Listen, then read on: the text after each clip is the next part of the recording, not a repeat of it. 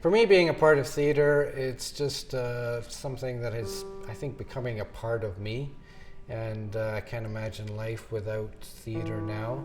It's just, I think as humans, we have a spiritual dimension, and it's an opportunity for me to express that side of me.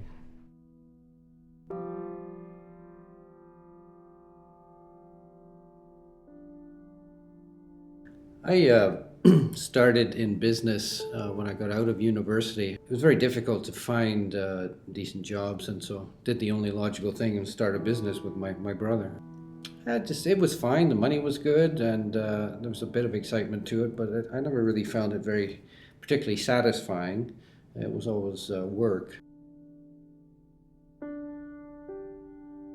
think I've always dabbled in entertainment somewhat. I was very much into sport, and when the knees finally went in my early 40s, I think probably as an outlet turned more to the theatre again.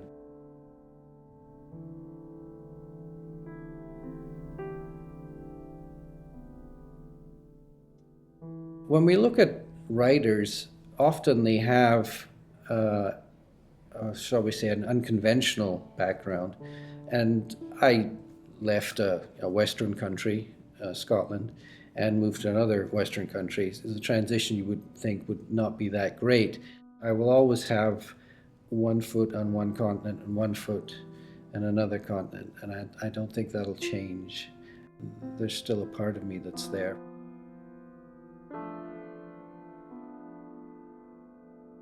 I never wrote with the full expectation of getting published. It wasn't my only motivation, just something that I really wanted to try and do. So that getting published and getting that kind of distribution was really a bonus for me. When it came time to writing a play, it was something that I wanted to try and felt like I'd been around the theater enough, read enough plays, done enough acting, that I felt ready to try to write a play. I was never sure how it was going to turn out. What really was special for me is it's not like the novel where that will stay, the words do not get changed. When we get on stage, the actors bring their dimension to the character too, so we're creating art together, which I find not threatening, I find it very exciting actually. What I learned from writing this, though, is I unfortunately had some surgery last year and tried to write with one hand in pain. And I did write the second act, and then after a while, upon reflection, I just ripped it all up. I didn't like it, and I learned not to write in pain because it does color your writing. But perhaps if that's something I'm looking for an edge, maybe I'll go hurt myself and try writing that way.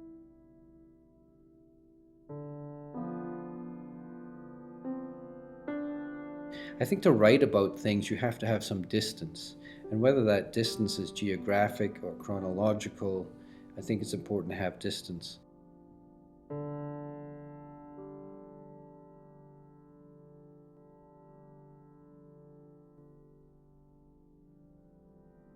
I think I do get satisfaction from seeing projects come to fruition. It's certainly appealing when a number of people get to see it or read it, but that's not the whole thing for me. It's just producing something that I think will probably or hopefully outlast me, which isn't a big challenge at my age, I suppose, but I don't really believe in retirement. I don't think it's a good idea.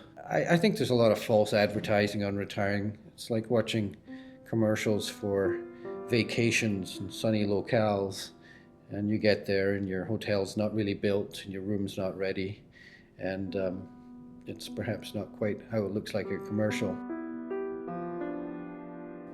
You know, my philosophy of life is try and put in more than you take out of anything, no matter what it is. So that's the way I try to go through life, and any legacy I want to leave would be something like that. If people like what I write and enjoy it and get something from it, then that's great. The older I get, the more I think I need to listen what the world has to say to me. So I think that I'm going to try and do that. I'll continue to say things, hopefully subtly, through my work, and if people want to listen, that's great. But I see myself more as, in my writing, as someone who poses questions rather than who offers the answers.